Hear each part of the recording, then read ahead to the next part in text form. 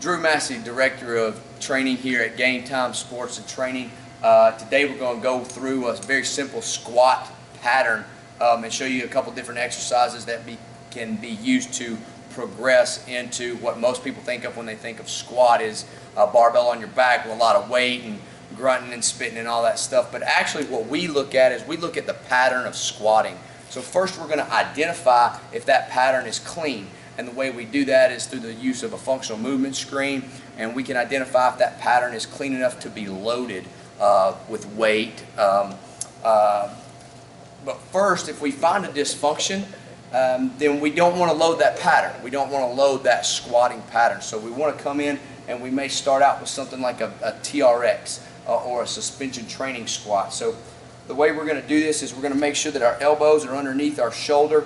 The strap is going to be relatively loose in our hands. We want to stay in our heels, and we want to actually teach the person to push their hips back and down so that they're in this good squat pattern. The TRX straps allows me to keep a nice solid straight line through my upper body.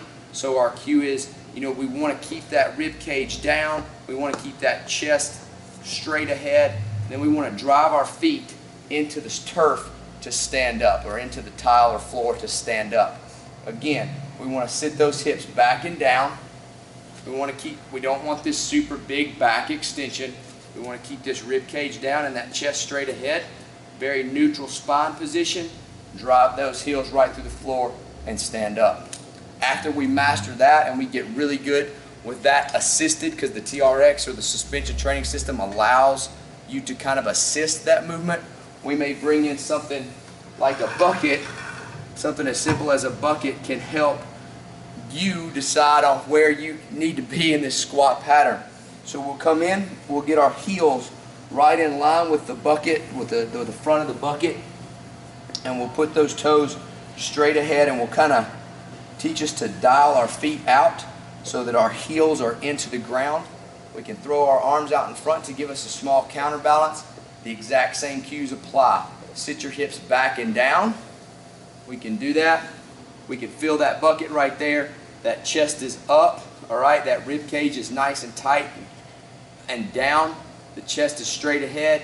We can drive up through our heels to stand up, keeping a nice neutral spinal position. Again, we don't want to come in here and be in this extension, this super big extension pattern. We want to keep that rib cage down, chest straight ahead.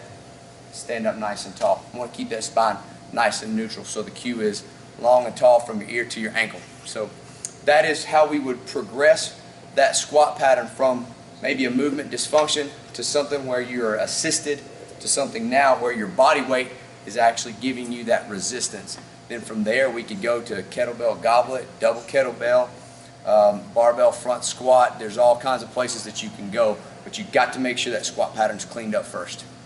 This is Drew Massey again, Game Time Sports and Training.